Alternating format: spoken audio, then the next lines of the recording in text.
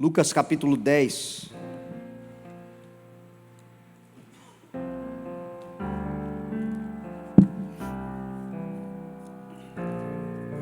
O verso de número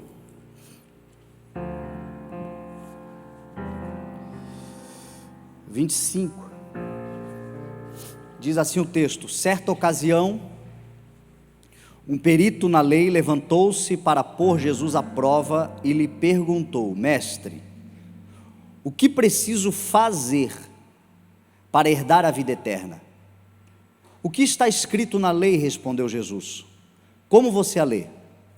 Ele respondeu: ame o Senhor, o seu Deus, de todo o seu coração, de toda a sua alma, de todas as suas forças e de todo o seu entendimento, e ame o seu próximo como a si mesmo. Disse Jesus: você respondeu corretamente, faça isto e viverá. Mas ele, querendo justificar-se, perguntou a Jesus: e quem é o meu próximo? Em resposta disse Jesus: um homem descia de Jerusalém para Jericó quando caiu nas mãos de assaltantes. Estes lhe tiraram as roupas, espancaram-no e se foram, deixando-o quase morto. Aconteceu estar descendo pela mesma estrada um sacerdote. Quando o viu, passou pelo outro lado. E assim também um levita, quando chegou ao lugar, o viu, passou pelo outro lado. Mas um samaritano, estando de viagem, chegou onde se encontrava o homem e, quando o viu, teve piedade dele. Aproximou-se, enfaixou-lhes as feridas, derramando nelas vinho e óleo. Depois colocou sobre o seu próprio animal, levou-o para uma hospedaria e cuidou dele. No dia seguinte deu 2 denários ao homem que cuidava da hospedaria, ao hospedeiro, e lhe disse: cuide dele, quando eu voltar lhe pagarei todas as despesas que você tiver. Jesus perguntou: qual destes 3 você acha que foi o próximo do homem que caiu nas mãos dos assaltantes? Aquele que teve misericórdia dele, respondeu o perito na lei. E Jesus lhe disse: vá e faça o mesmo. Amém? Pai, nós te louvamos, Senhor, por mais esta oportunidade. E o desejo do nosso coração, Senhor, é transbordar mesmo. Estamos cheios, Senhor, da Tua bondade, do Teu amor, da Tua graça. Ela superabunda sobre a nossa vida. Mas nós queremos, Senhor, transbordar de Ti. Nos ajude, Senhor, que este cálice transborde, como disse Davi. Que o nosso cálice transborde, Senhor, que a unção do Senhor sobre nós nos encharque. E que a Tua palavra nos dê discernimento, Senhor, para entendermos a Tua vontade, a Tua soberana vontade, o Teu coração. Nos revela o Teu coração, Senhor, é o desejo do nosso coração. Em nome de Jesus. Amém, graças a Deus. Amém. Ontem eu comecei a mensagem citando Hebreus capítulo 1, porque para nós fazermos o fechamento aqui da palavra, o que nós vamos aprender sobre esse texto, é importante que a gente lembre que Jesus está falando com um homem que é perito na lei. Jesus está falando com um especialista. Você imagina você conversar sobre seguro de automóvel com um especialista, com um perito em automóveis, em acidentes de trânsito, em conhecedor do que diz respeito a esse universo. Você imagina você falar de futebol com um perito chamado Biro, pastor Biro, que está ali. Foi jogador profissional, carreira inteira, jogou em vários clubes, um deles foi o Grêmio. Que outro clube aí, pastor? Figueirense, Marcílio Dias, o gigantão das avenidas. Pastor Biro é perito em futebol. Nós somos corneteiros. Então a gente fala das coisas, mas ele fala numa linguagem que para nós é esquisita, estranha. Nós não vemos o futebol do jeito que ele vê. Jesus está conversando com uma pessoa que era perita na lei, profundo conhecedor. Mas mesmo assim, este homem, ele não percebeu que ele estava diante daquele que toda a lei anunciava. Jesus disse assim: vocês estudam criteriosamente as Escrituras, porque vocês acreditam que nela vocês têm a vida eterna, e as Escrituras falam de mim, e vocês não reconhecem. Moisés fala de mim, Moisés falou de mim, vocês não. O próprio Moisés os condenará, a própria palavra de Moisés os julgará naquele dia, porque vocês não reconhecem. E este homem, ele está diante da manifestação, da expressão do Pai, está diante do verbo que se fez carne, mas ele não o reconheceu. João diz assim: ele veio para os seus, mas os seus não o reconheceram. De certa forma, glória a Deus por isso, porque deu uma chance para nós. Mas todos aqueles que o reconheceram, que o receberam, que creram no seu nome, deu-lhes o direito de se tornarem filhos. E aí Hebreus capítulo 1 vai dizer que Deus falou de muitas formas, muitas vezes, de muitas maneiras aos nossos antepassados por meio dos profetas. O que eles tinham naquela época eram os profetas. Jesus, no caminho de Emaús, para falar sobre si mesmo aos dois discípulos, ele começou pelos profetas, pelos salmos, pelas escrituras, apontar quem ele era. Então Deus falou de muitas formas, muitas vezes aos antepassados por meio dos profetas. Os profetas falavam, os profetas anunciavam. O Velho Testamento é um livro, é um compêndio de livros muito rico em manifestações de Deus falando através de profetas. Os profetas maiores, os profetas menores, todos eles manifestando quem? Falando sobre quem? Anunciando quem? O Cristo, o Filho, a salvação. Mas eles não reconheceram. Mas aí o texto me alegra quando ele diz assim: mas nesses últimos dias, Deus, o Pai, o Senhor de toda a terra, falou-nos por meio do Filho, a quem constituiu herdeiro de todas as coisas e por meio de quem fez o universo. O Filho é a expressão exata do seu ser, o resplendor da glória do Pai, a expressão exata do seu ser, sustentando todas as coisas por meio da sua palavra poderosa. Depois de ter feito a purificação dos pecados, diz o texto, ele se assentou à direita da majestade celestial, e hoje tem um nome superior a todos os outros nomes. É o que diz a palavra do Senhor. Então é por meio do Filho que hoje nós sabemos a vontade de Deus. É por meio do Filho que hoje nós reconhecemos quem Deus é. É por meio do Filho, é por meio de Cristo que o Pai fala conosco. Cristo, a expressão exata, o resplendor da glória de Deus, aquele que sustenta todas as coisas pela sua palavra, não apenas criou todas as coisas, mas sustenta todas as coisas que Ele criou. Por isso que nós devemos andar conscientes e cheios de fé no coração, de que nós não temos o que temer, porque se o Senhor nos criou, quem foi criado por Deus aqui? O mesmo Deus que criou é o mesmo Deus que sustenta todas as coisas. E aí eu vejo nesse texto um camarada de frente para ele, diante dele, e não o reconheceu.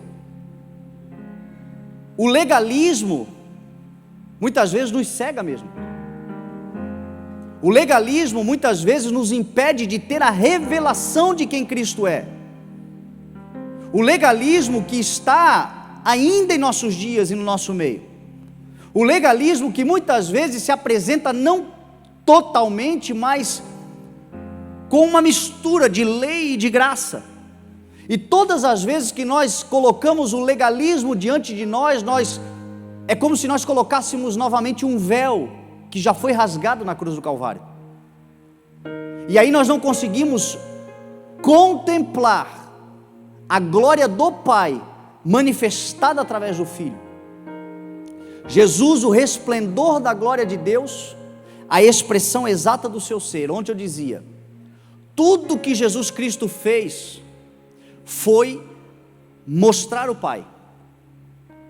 Toda forma de Jesus se manifestar, se comunicar, agir, tinha um intuito: revelar quem o Pai era.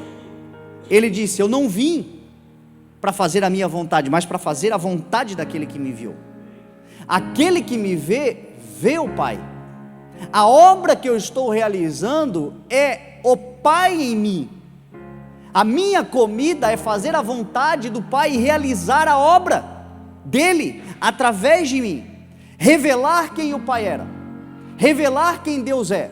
E ontem eu dizia, por que isso é tão importante?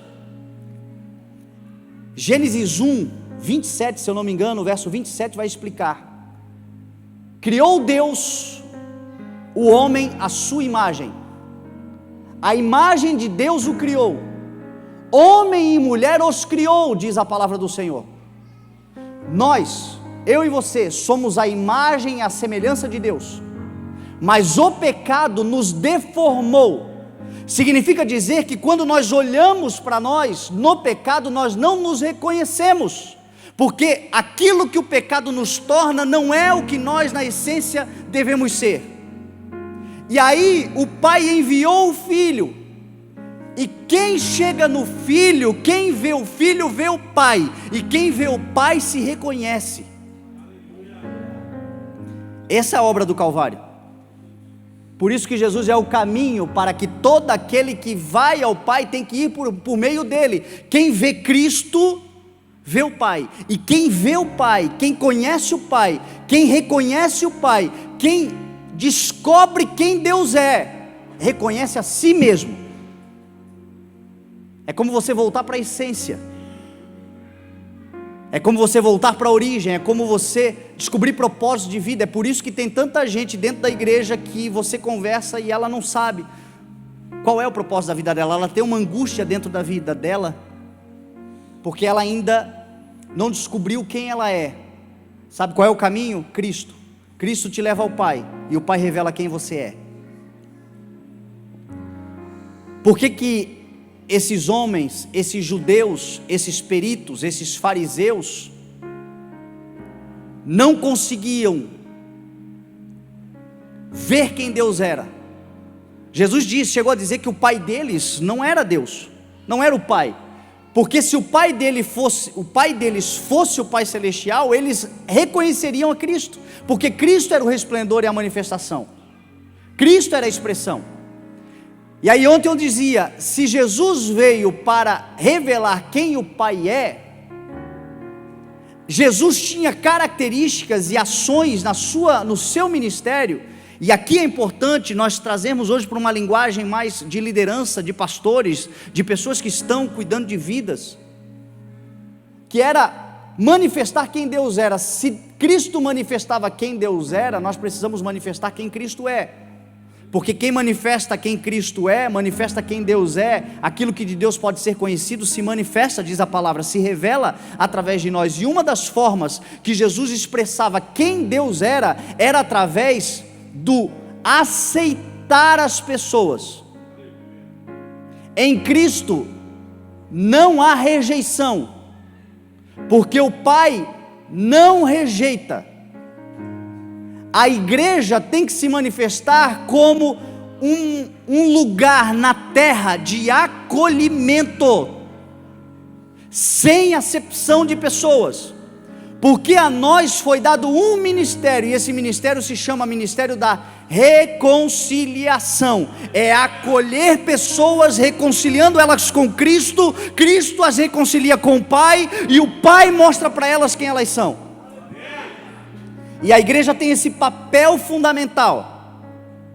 Jesus disse assim: todo aquele que o Pai me der, virá a mim, e aquele que vier a mim, eu jamais rejeitarei. Como é importante nós termos essa consciência, porque senão nós nos tornaremos legalistas. O legalista, ele separa, ele faz divisão, tem lugar para sentar um tipo de gente, tem lugar para sentar outro tipo de gente, tem separação. Lembra que ontem, na semana passada, eu falei sobre a arca, que a arca tem divisões de níveis de relacionamento. Isso é uma questão pessoal no que diz respeito a coração, não como igreja. A igreja tem que estar aberta para todos entrarem. A igreja não pode ter portas selecionadas. A igreja não tem fila VIP. A igreja é uma grande porta aberta.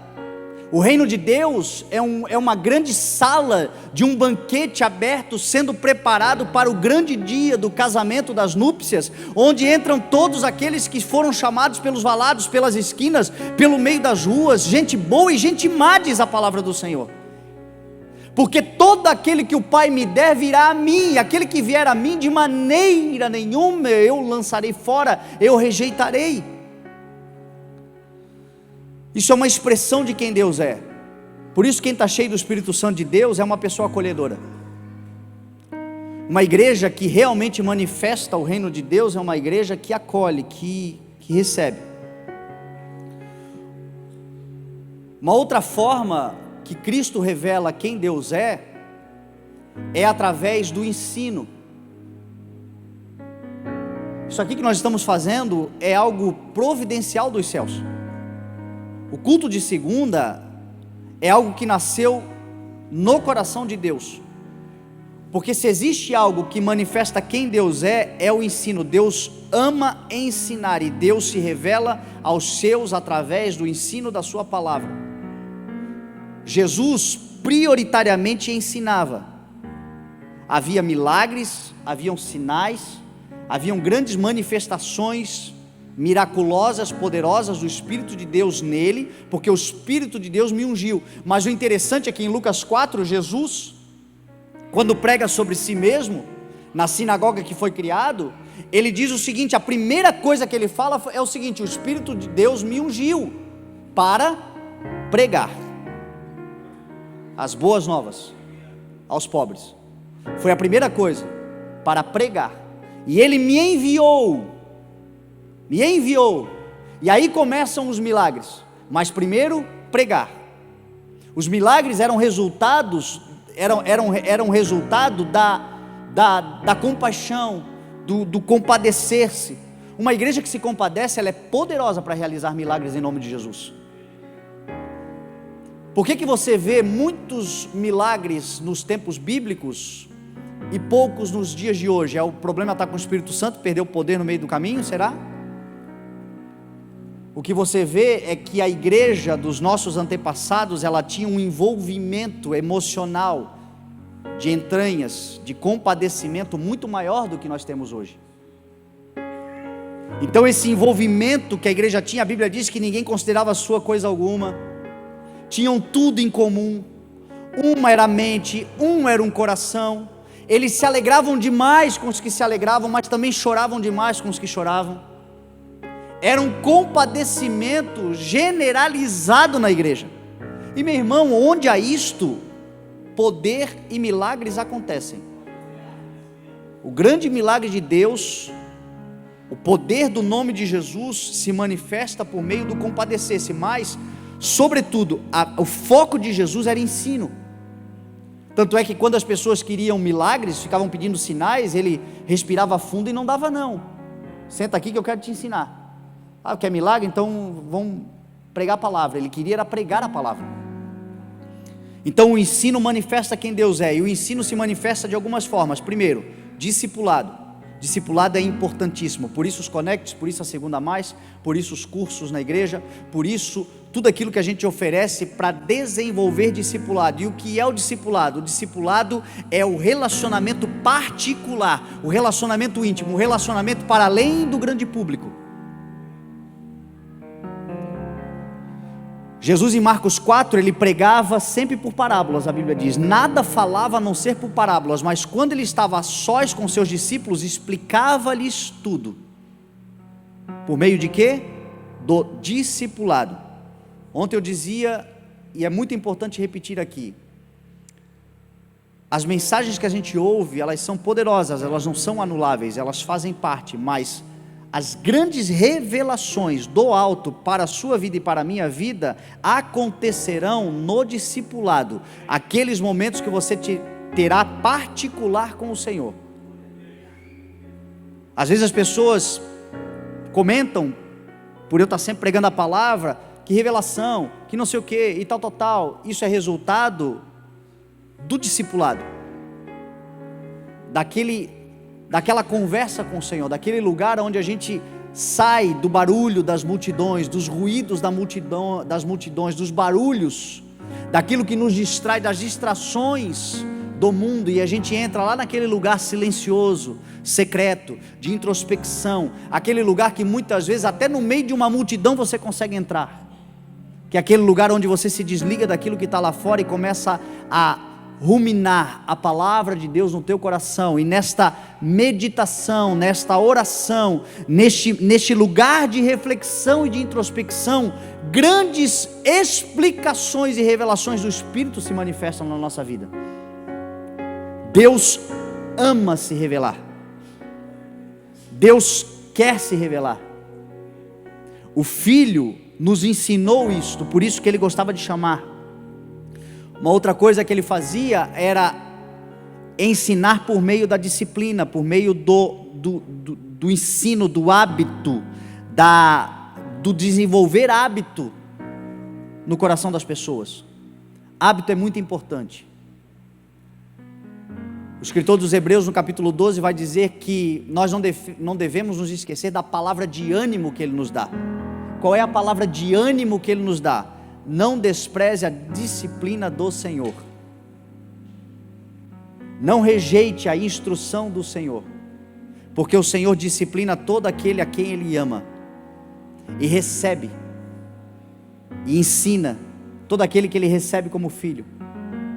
Nós, na disciplina, disse o escritor aos Hebreus, ela não parece motivo de alegria, mas sim de tristeza, mas mais tarde ela produz fruto de justiça e de paz na vida daqueles que por ela foram exercitados.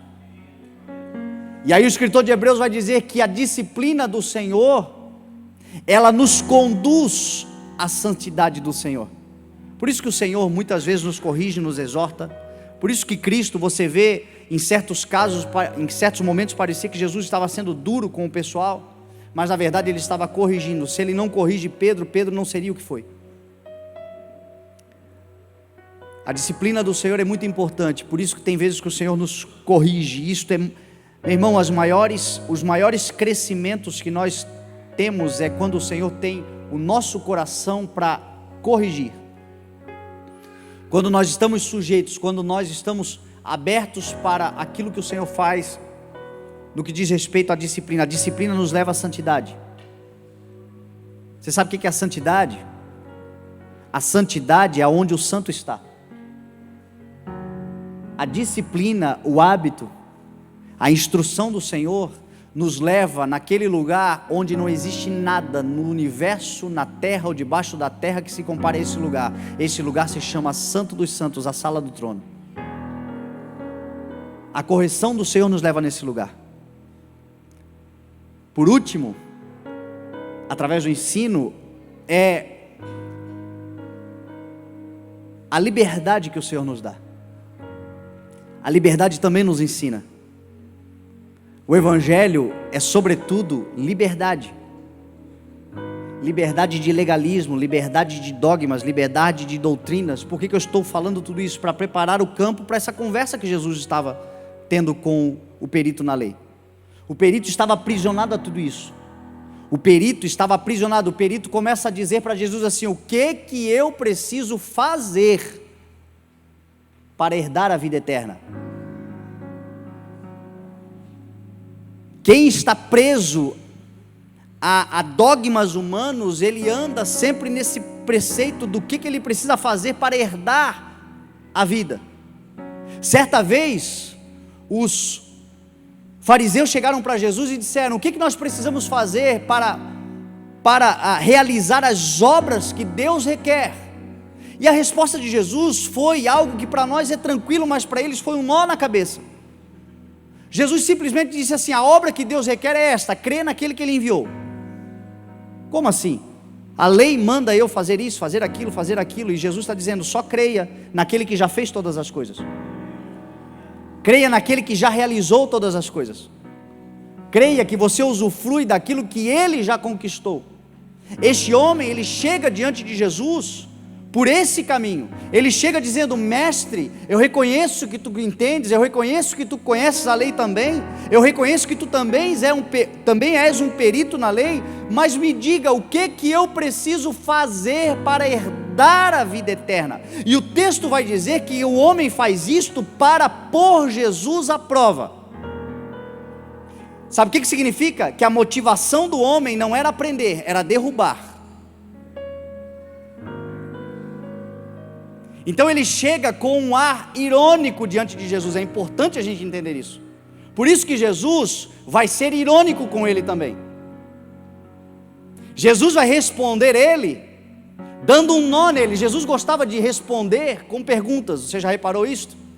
Os caras vinham para botar ele à prova: Senhor, o batismo de João é de Deus ou dos homens? Senhor, com que autoridade tu fazes essas coisas? E aí na verdade Jesus que faz a pergunta, quando eles perguntam sobre a autoridade. E eu pergunto para vocês: o batismo de João era de Deus ou dos homens? Certa vez eles vieram para Jesus e disseram: mestre, é lícito pagar imposto a César? E Jesus, percebendo a astúcia deles, pediu uma moeda, ou seja, respondia com perguntas. E aqui a mesma coisa.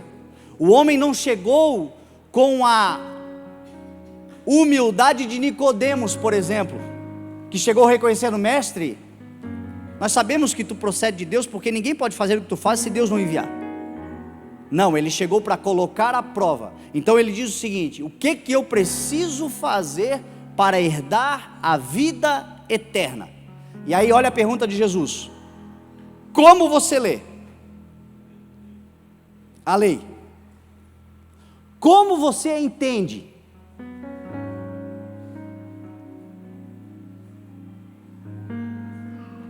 E aí o homem diz: ame o Senhor, o seu Deus, de todo o seu coração, de toda a sua alma, de todas as suas forças e de todo o seu entendimento, e ame ao próximo como a si mesmo.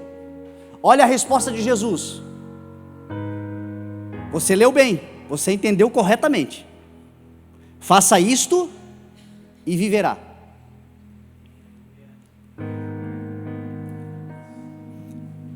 Jesus chega a elogiar o homem. Isso é importante porque nós temos uma dificuldade. O homem, apesar de ser legalista, apesar de estar preso no legalismo, ele pelo menos sabia interpretar texto.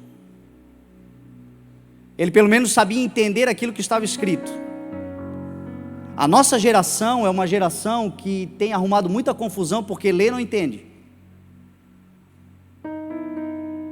Muitas confusões que eu vejo hoje, às vezes no gabinete, atendendo um a um, é fruto de pessoas que lê o texto de um no Facebook e não entendeu. Leu uma coisa e entendeu outra. Ou porque lê e não consegue interpretar, ou porque quem escreve também não consegue se fazer entender. Nós temos que tomar cuidado, porque aquilo que nós falamos, aquilo que nós expressamos, nós devemos buscar a melhor forma possível de apresentar, de escrever, ler os textos, ler a palavra do Senhor, buscando o entendimento da palavra. Este homem, ele interpretava corretamente a lei. Entretanto, ele, para pôr Jesus à prova, pergunta como é que ele faz, o que ele precisa fazer, e Jesus dá uma resposta para ele: se você fizer, você viverá. O que? Cumprir a lei. Ame o Senhor de todo o seu coração. É importante que a gente entenda aqui, isso aqui não é uma linguagem figurada, isso aqui não é uma linguagem poética, isso aqui é uma ordem expressa do Senhor. A lei é exigente, a lei, ela é ela não tem piedade. A lei exige que seja cumprido plenamente. Aquele que quebrar um traço da lei, está escrito, quebrará ela inteira. Por isso, que querer viver pela lei é querer anular o que Jesus Cristo fez. Ame o Senhor de todo o seu coração. Coração é pensamento aqui. Coração é planejamento, coração é projeto.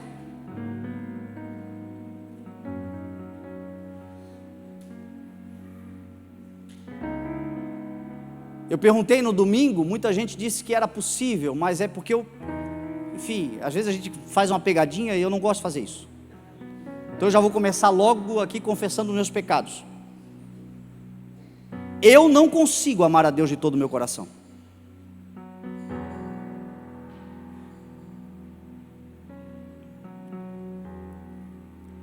Porque todo é totalidade. E eu fico, às vezes eu me pego em cada pensamento, às vezes eu nem falo, mas eu penso cada coisa.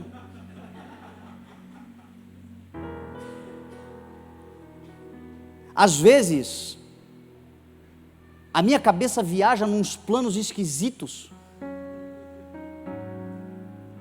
nos planos contraditórios, nos planos que ofendem a glória de Deus. Às vezes eu me pego pensando em coisas que, no pensamento, eu me sinto culpado e digo: Senhor, me perdoa por esse coração mau. O tempo todo nós devemos estar sondando o nosso coração, analisando o nosso coração. A Bíblia diz que até mesmo quando a gente acha que os nossos planos são perfeitos, existem alguns que o final é morte, de tão enganoso que é o nosso coração. Então a lei, ela tem uma exigência para além da nossa capacidade. Foi por isso que Jesus veio. Quem foi capaz de cumprir a lei? Amar a Deus de todo o coração. Meu irmão, eu posso dizer com orgulho que o meu coração é a maioria do Senhor, quase todo, talvez 90%, eu não sei quanto percentual, mas tem aquele percentual. Tem um irmão nosso na fé, chamado Wesley Safadão, você conhece? Ele tem uma música que diz que é 99% anjo e aquele 1%. Será que no nosso coração, será que alguém que pode dizer que o seu coração é totalmente, não há nada no teu coração que não precisa ser tratado por Deus? Será que não há nada no nosso coração que não precisa ser tocado por uma graça, por um favor imerecido? Por uma bondade do Senhor que diz: o teu coração está inclinado para o mal, mas eu vou mostrar a você benevolência nessa área, e vou te ajudar a vencer esta área. Eu estou na porta do teu coração batendo, eu quero sim completar a obra toda na tua vida, mas você não conseguirá sozinho, você precisa do sacrifício do Cordeiro imolado antes da criação do mundo, o Cordeiro de Deus que tira o pecado do coração humano. Será que sem Cristo é possível? Todo o coração.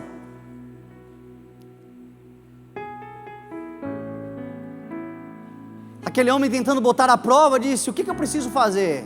Como é que você lê? Como é que você entende? Ame de todo o coração. Faça isto e você viverá. A prova que ele não conseguia fazer é que o texto continua dizendo assim: ele querendo justificar-se.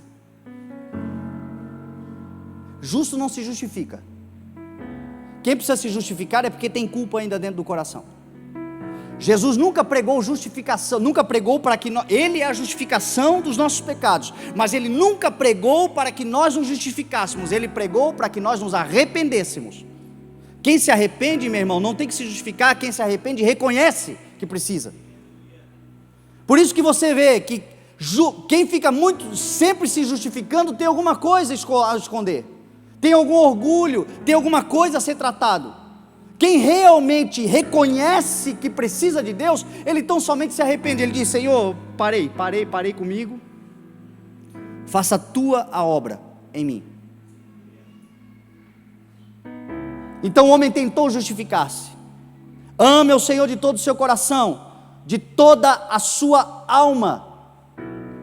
Alma é sentimentos, é paixões, são sentimentos, paixões. Eu fico me perguntando,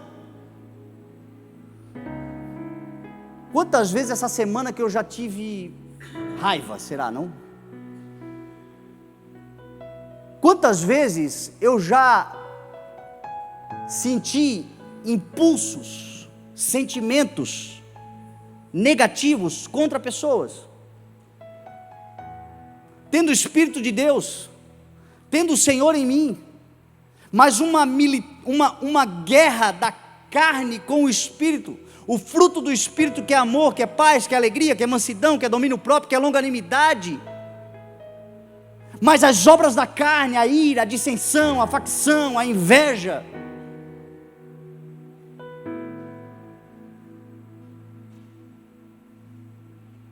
em 2019, não pintou inveja de nada contra ninguém assim, será? Não pintou ira contra ninguém, raiva contra ninguém, ódio contra ninguém. Ainda se somos muito bonzinhos de alma, a gente só teve o sentimento, mas será que no sentimento não escapou assim uma palavra venenosa? Um comentário santo: eu não quero julgar, mas é que...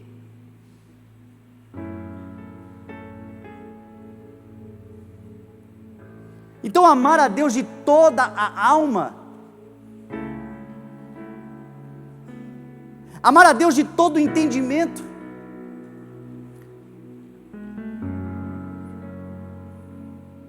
fico pensando,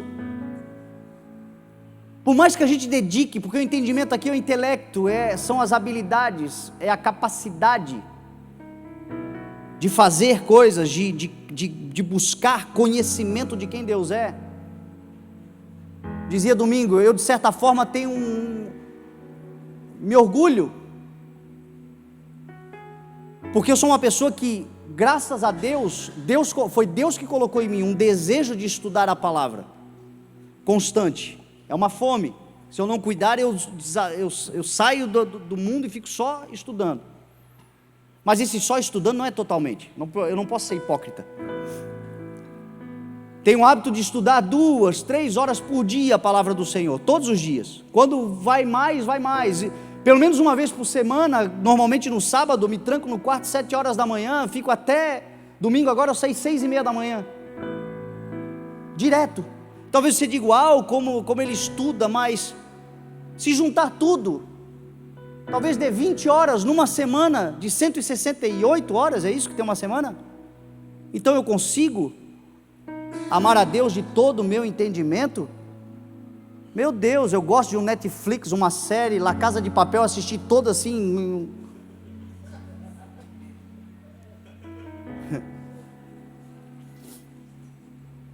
De todo o entendimento, como Cristo, que aos 12 anos já estava no templo, ouvindo e fazendo perguntas e provocando nos sacerdotes e mestres, peritos na lei,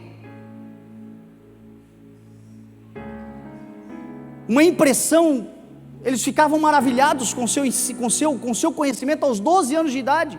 Crescia na graça, crescia no conhecimento, dedicou-se integralmente de todo o seu entendimento,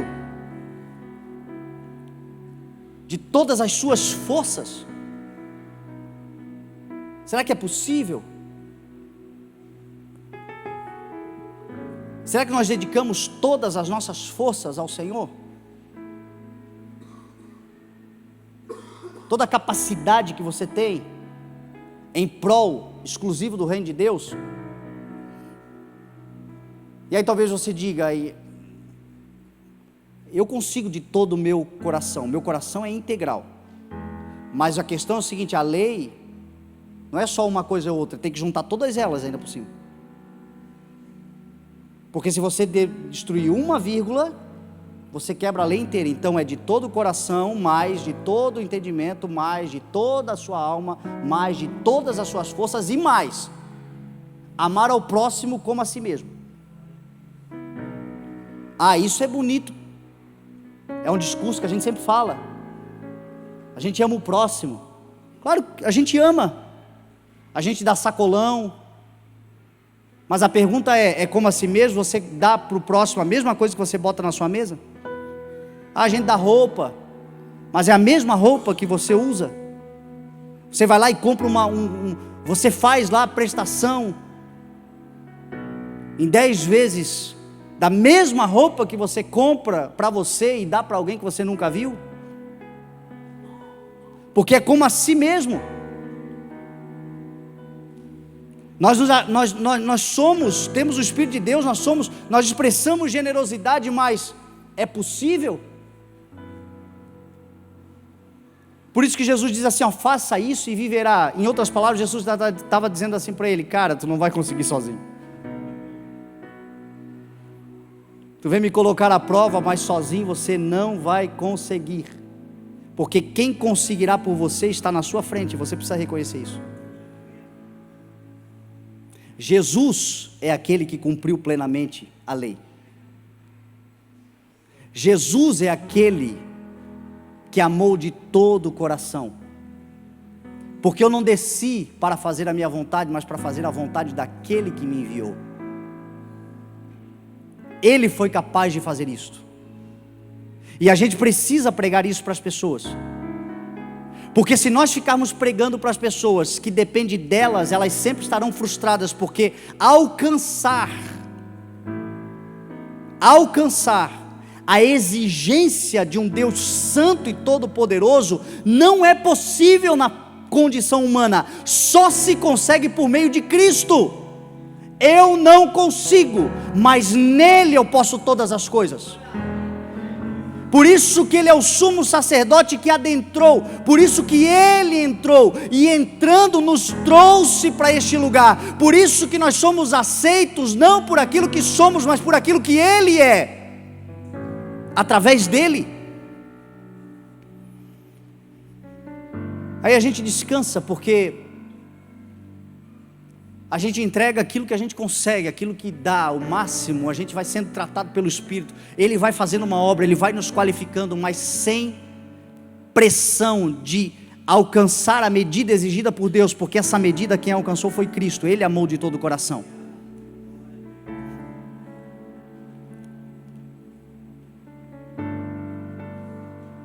De toda a sua alma. Meu irmão, eu me lembro do texto que diz assim, que Jesus foi para o Getsemane e chamou Pedro, Tiago e João, e ele disse assim, fique aqui comigo e vigie um pouco, porque a minha alma está profundamente angustiada, numa angústia de morte. E diz o texto que ele foi e a certa distância se dobrou e começou a orar. 3 vezes ele orou dizendo, Pai, se for possível, afasta de mim esse cálice, contudo, não seja feita a minha vontade, mas seja feita a tua vontade. O texto de Lucas vai dizer que, quanto mais angustiado ele estava na sua alma, mais profundamente angustiado, mais ele orava, ao ponto de suar sangue. Sabe o que é isto? Isto é amar a Deus de toda a sua alma.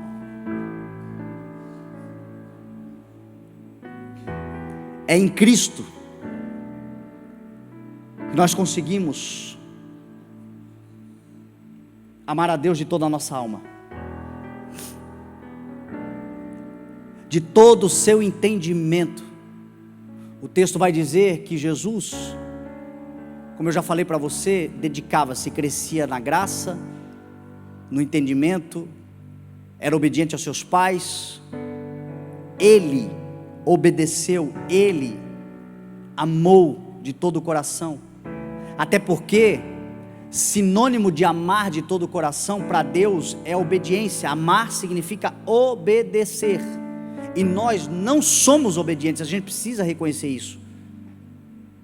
Nós nos rebelamos muitas vezes, nós desobedecemos muitas vezes, nós questionamos muitas vezes, nós duvidamos muitas vezes. Por isso que Deus, para nos aceitar, ouve a intercessão do filho que diz: Pai, ele desobedece, mas eu obedeci por ele. Em favor dele eu me santifiquei, em favor dela eu me santifiquei. E ele foi obediente até a morte, diz Paulo aos Filipenses no capítulo 2, verso 8, até a morte de cruz, e de todas as suas forças. A Bíblia não diz exatamente o momento em que Jesus foi preso, mas sabe-se que foi logo depois da ceia, foi para o Getsemane orar, e ali enquanto ele orava, os guardas chegaram com Judas, e isto provavelmente era em torno de 9, 10 horas da noite. Aquela madrugada, Jesus foi esbofeteado, coagido psicologicamente, agredido verbalmente, agredido fisicamente também, a madrugada inteira, porque eles tentavam arrancar de Jesus uma confissão de crime, e eles acusavam Jesus daquilo que ele não era, que ele não havia feito. E você fica imaginando, Jesus já estava numa profunda agonia lá no Getsemane, esperando por aquilo que aconteceria, e ali ele passou uma madrugada inteira, não dormiu. 6 horas da manhã, o texto diz, 6 horas da manhã ele estava diante de Pilatos, e uma multidão gritava: crucifica, mata, falso, mentiroso, agitador. Uma multidão que provavelmente no meio dela haviam pessoas curadas por ele, libertas por ele, mas induzidas pela religiosidade. Olha a força que a religiosidade tem de controle sobre a mente humana.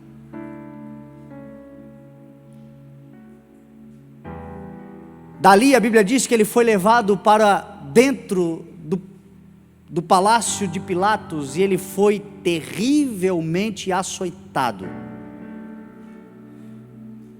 Estudiosos dizem que os chicotes tinham pontas de ossos que cada vez que tocava na carne e puxava, um pedaço da sua carne era arrancado.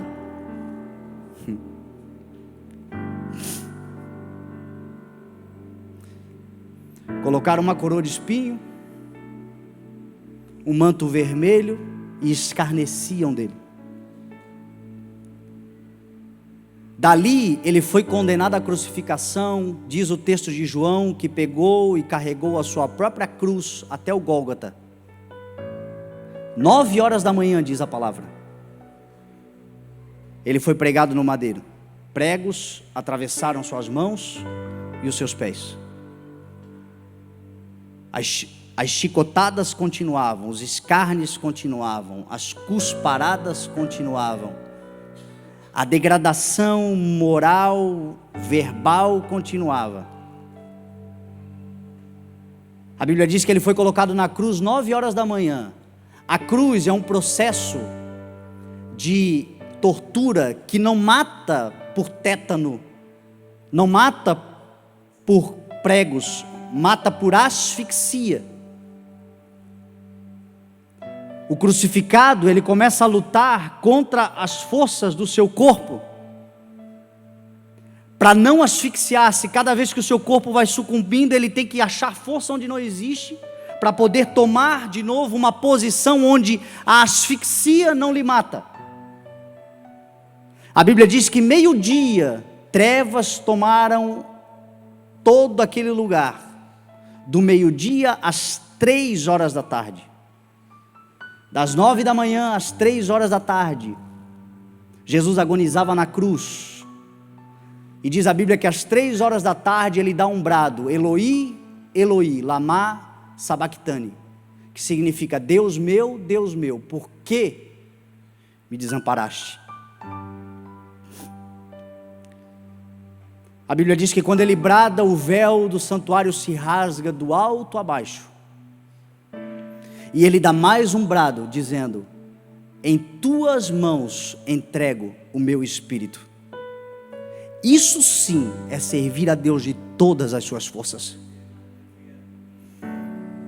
Isso sim é amar a Deus de todas as suas forças. Por isso que por mais que a gente faça alguma coisa, não é nada perto daquilo que Ele fez.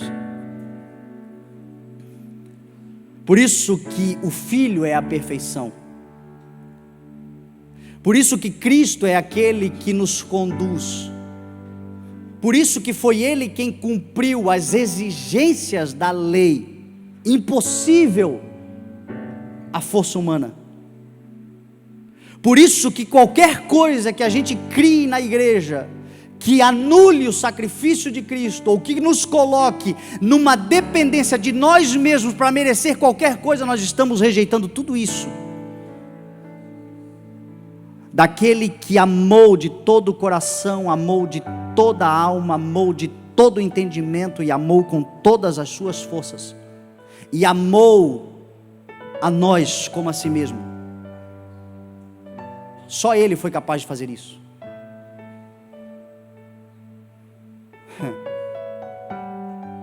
Em João 14 ele disse assim: eu vou preparar lugar, e quando eu voltar eu vou levar vocês para que vocês estejam aonde eu estiver. Nós podemos dar muito alimento, muito sacolão, muito mais. Será que a gente coloca na nossa mesa para comer todo dia com os nossos filhos?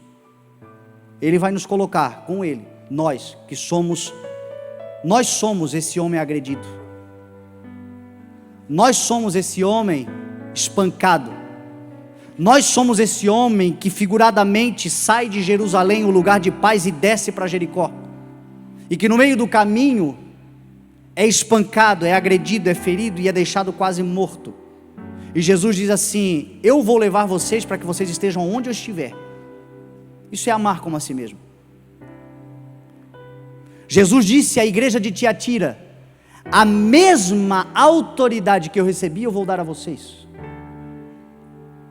Jesus disse à igreja de Laodiceia: assim como eu venci e me assentei, aquele que vencer vai se assentar comigo no meu trono.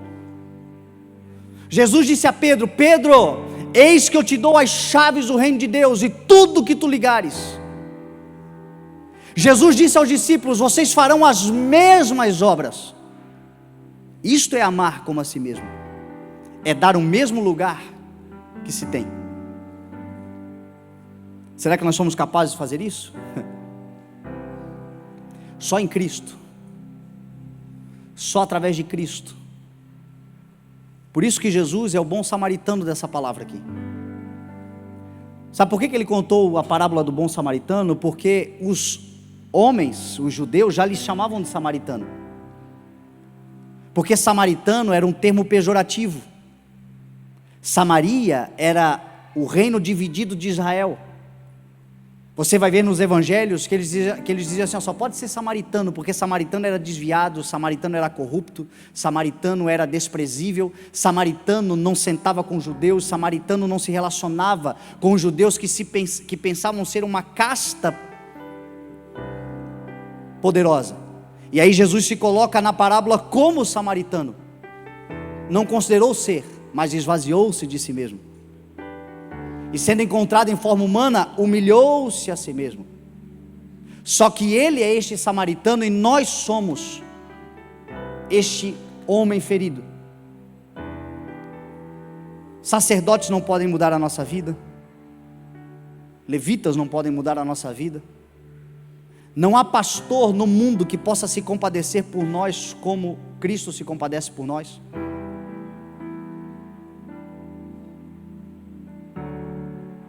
Ele é que precisa ser anunciado. Agora ainda, eu vinha no caminho, e quando nós entramos no Uber, o rapaz estava ouvindo um louvor, e aí eu brinquei com ele: opa, um irmão na fé. E aí ele começou a falar comigo e tal, e daqui a pouco ele começou a falar sobre o lugar onde ele vai, e aí ele começou a falar com o coração puro, um coração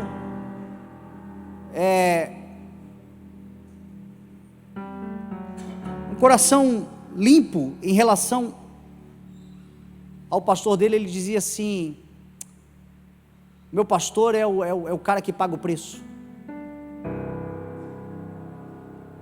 E ele paga o preço, e às vezes ele faz uma oração por mim e a minha vida já melhora na hora. E eu gosto de congregar lá porque o meu pastor paga o preço. E eu fiquei pensando, e Jesus? Não disse nada, porque o coração não era um coração, ele estava falando de coração puro. O problema é o ensino que ele está recebendo. O problema não está nele, o problema está em quem ensina,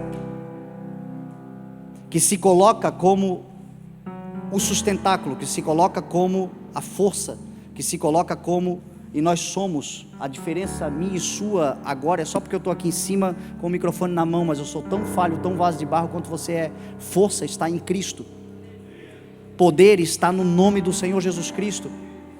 Quando nós pregamos, é óbvio que nós testemunhamos, é óbvio que nós nos tornamos imitadores de Cristo, é óbvio que nós somos responsáveis pela obra que o Senhor está fazendo. Nós temos uma responsabilidade, mas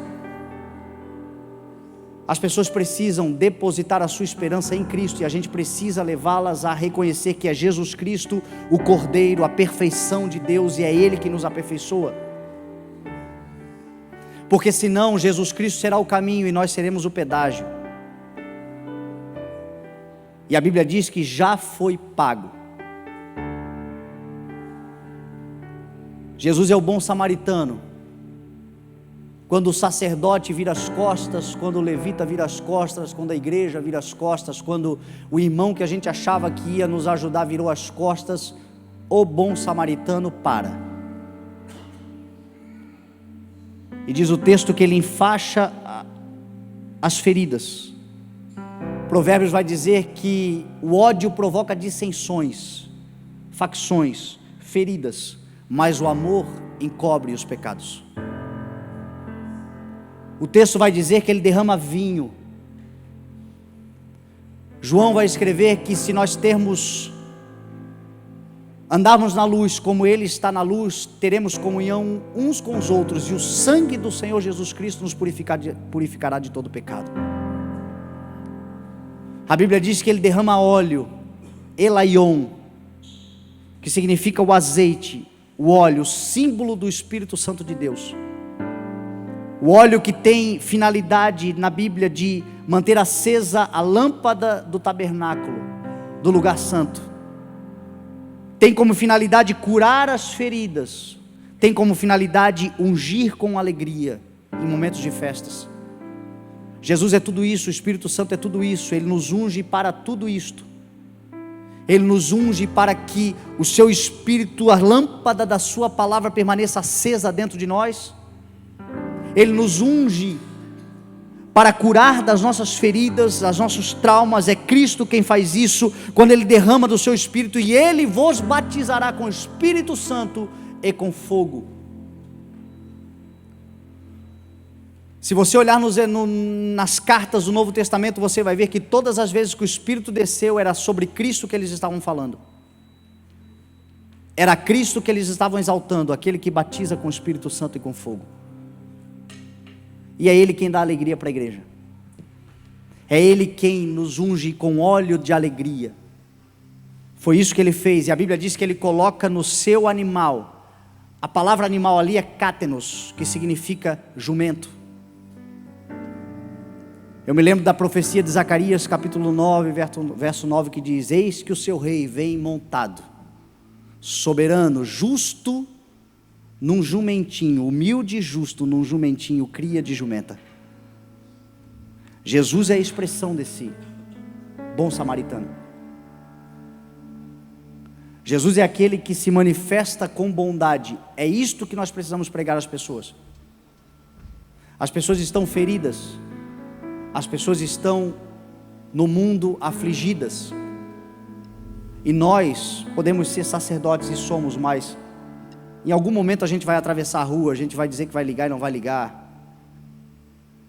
Em algum momento nós vamos decepcionar. Em algum momento nós vamos entristecer corações. E se a fé das pessoas estiverem totalmente baseadas na nossa fé, elas se perderão. Elas precisam saber que perfeição está em Cristo. Nós estamos sendo aperfeiçoados por Ele. Temos uma responsabilidade de andar de acordo com a medida da fé que já recebemos, da revelação que temos, da graça que nos foi dada. Temos essa responsabilidade, mas perfeição está em Cristo. Tem muita gente perdendo-se, porque ela depositou a sua esperança em homens. Homens falham, perfeito é Cristo. Que a gente possa pregar, que a gente possa anunciar essa palavra. O fim da lei é Cristo. O fim das exigências de toda a lei, Ele pregou na cruz do Calvário e cancelou a escrita que nos era contrária. É um escândalo para a religião, porque a religião sempre vai dizer que nós precisamos fazer alguma coisa.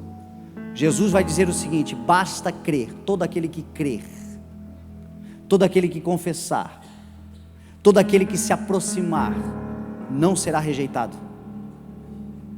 Agora nenhuma condenação há para aqueles que estão em Cristo Jesus, pois por meio de Cristo Jesus a lei do Espírito de vida me libertou da lei do pecado e da morte.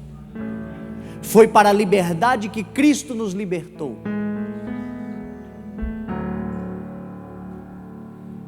Colossenses, Paulo vai dizer que às vezes nós criamos um monte de regras que de fato parecem piedosas, com a pretensa religiosidade, mas não tem valor nenhum para refrear os impulsos da carne.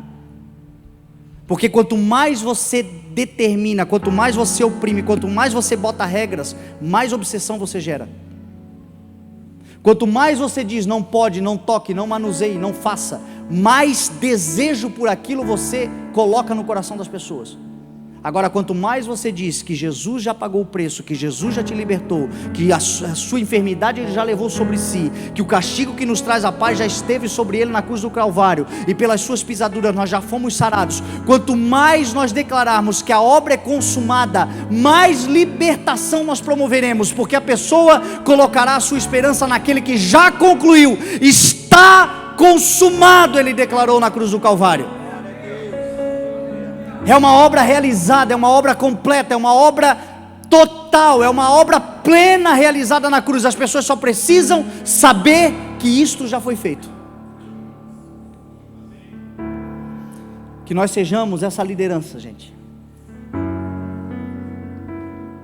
que não fica por aí dizendo o que as pessoas precisam fazer para merecer, mas que simplesmente digam: basta crer naquele que já fez todas as coisas, para usufruir daquilo que Ele já conquistou na cruz do Calvário. Basta crer, porque é crendo que o processo começa.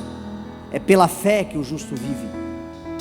Não é por aquilo que ele é capaz de realizar, mas é por aquilo que Jesus já realizou por ele na cruz do Calvário. E aí, meu irmão,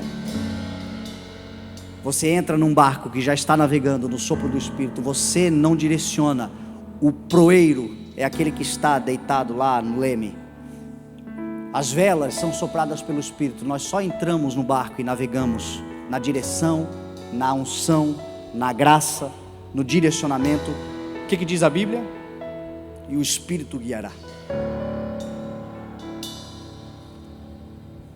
O Evangelho é isso. Quando nós entendemos isso, meu irmão, a nossa vida, a nossa mente se abre e a gente começa a desfrutar.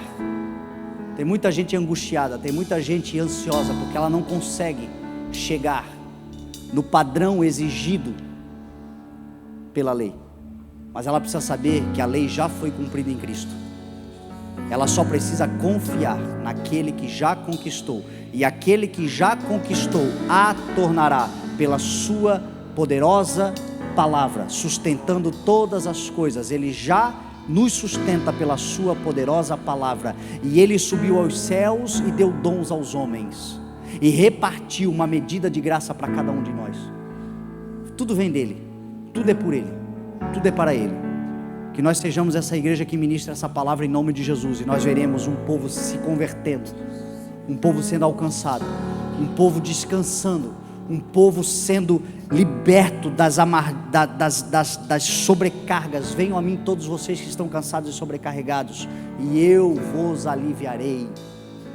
Tomem sobre vocês o meu jugo e aprendam de mim, que sou manso e humilde de coração, e vocês encontrarão descanso para as vossas almas.